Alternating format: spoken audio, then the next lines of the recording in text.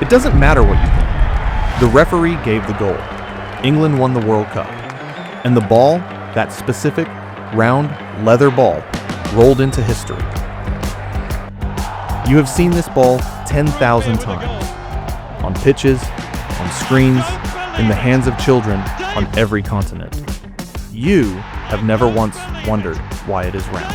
You should have, because the football was not always round.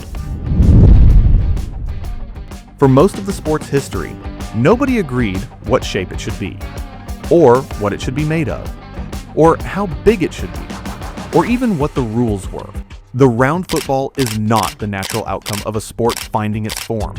It is the result of a series of accidents, arguments, a Victorian chemist, and a single design decision made in 1970 that changed sport forever.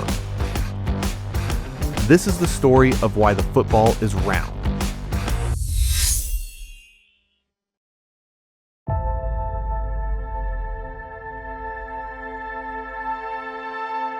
The first footballs were pig bladders, inflated by mouth, tied at the neck, kicked until they burst. They were not round. They could not be round. A pig's bladder is the shape of a pig's bladder, oblong, asymmetric, different every time. In 1314, King Edward II banned football in London. Not because it was dangerous, though it was. Not because men were being killed, though they were. Because of the noise. The proclamation describes the game as causing great uproar in the city through hustling over large balls, from which many evils arise. Many evils from a pig bladder. Edward II was not the last monarch to ban football. Henry IV banned it. Henry V banned it. Henry VIII banned it. The Scots banned it. The French banned it. Every government that encountered it tried to eliminate it. None of them succeeded, because the game was already everywhere. Already in the blood of the people who played it. Already unstoppable. The shape of the ball, though, that was still anyone's guess.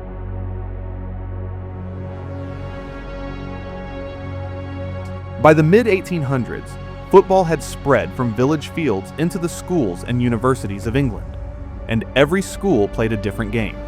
At rugby, you could pick the ball up and run. At Eton, you could trip an opponent. At Cambridge, almost everything was permitted. The rules were local, tribal, ferociously defended.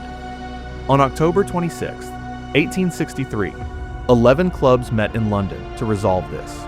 They formed the Football Association. They wrote the rules, and they specified, for the first time in the history of the sport, what the ball had to be: a leather sphere, circumference between 27 and 28 inches. Sphere, not oblong, not egg-shaped, not whatever shape your pig's bladder happened to be when it dried. Round. There was just one problem. They had no reliable way to make it. The leather footballs of the 1860s were hand-stitched. They absorbed water. In wet conditions, a matchday ball could double in weight. Players heading the ball late in a game were heading a waterlogged lump of leather the weight of a brick. But there was a deeper problem: the inner tube. Before 1855, inner tubes were made of the same thing as the outer ball: natural rubber, unstable, prone to rot. And then a man named Charles Goodyear invented vulcanisation, a process that hardened rubber, made it stable, made it hold its shape.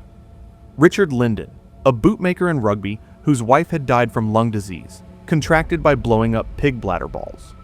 He took Goodyear's vulcanized rubber and made the first round inflatable inner tube. His wife's death built the modern football. He received no patent, no fortune, no credit for most of history, just the round ball bouncing on.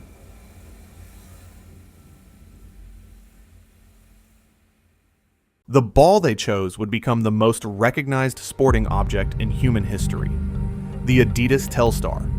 Black and white pentagons and hexagons, 32 panels, a truncated icosahedron, the same geometric shape as a Buckminster Fuller dome, the same shape as a carbon-60 molecule, a shape that mathematicians had known about for centuries, and that a sporting goods company accidentally rediscovered by trying to make a football visible on television. Here is what makes the shape extraordinary. A sphere cannot be tiled with flat panels without distortion. You cannot cover a ball with squares or with hexagons alone without the panels bulging or gaps forming. Mathematicians proved this. It is a fundamental truth of geometry. But if you combine pentagons and hexagons in the right ratio, 12 pentagons, 20 hexagons, the distortion distributes so evenly across the surface that the result is, for practical purposes, a perfect sphere. The Telstar wasn't just a design choice, it was a geometric solution, and it worked so well that for 30 years, every child on Earth who drew a football drew that pattern. Here's the question nobody asks. Why does round matter? The answer is not obvious. It seems obvious, but it isn't.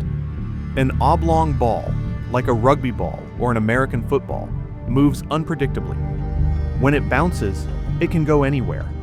That unpredictability is the point. It creates a game of contingency, of chaos managed, of hands. A round ball moves according to physics. When you strike it correctly, it goes where you intend. When you spin it, it curves in ways you can calculate. The round ball rewards precision. It rewards skill accumulated over 10,000 hours of practice. It rewards the player who has spent their entire life learning to speak the language of a sphere. A round ball moves according to physics. When you strike it correctly, it goes where you intend. When you spin it, it curves in ways you can calculate. The round ball rewards precision.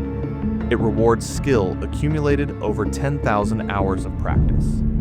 It rewards the player who has spent their entire life learning to speak the language of a sphere. Football became the world's game not despite the round ball, because of it. Because the round ball is the most democratic object in sport. You don't need strength to master it. You don't need height. You don't need equipment. You need only a surface, a target, and enough time to learn what a sphere can do when it trusts you.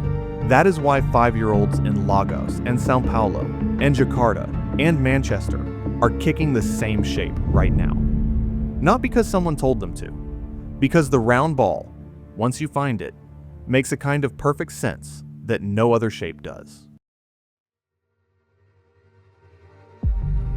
There is a pig bladder in every modern football. Not literally, but the lineage is unbroken. From the inflated offal kicked through medieval English villages, to the rubber inner tube a grieving bootmaker built in rugby, to the geometric marvel that Adidas put on television in Mexico City in 1970. Every ball on every pitch in every country carries the entire history of the shape inside it. Here's what strikes you when you trace the history of the football from beginning to end. The ball kept getting more perfect, more round, more precise, more engineered, and none of it changed the fundamental thing: the reason people play. Every improvement was made in pursuit of a better game, a fairer game, a game where the ball did what you expected it to do, where skill was rewarded, where a perfectly struck shot traveled the arc it was supposed to travel, where the bounce on the left side of the pitch matched the bounce on the right. The roundness of the ball is, at its core, an argument for fairness. An irregular ball favors chaos. A round ball favors skill.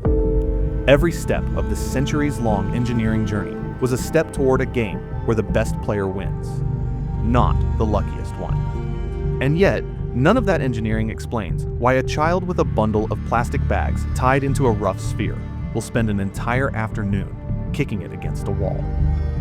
The technology is irrelevant to the joy.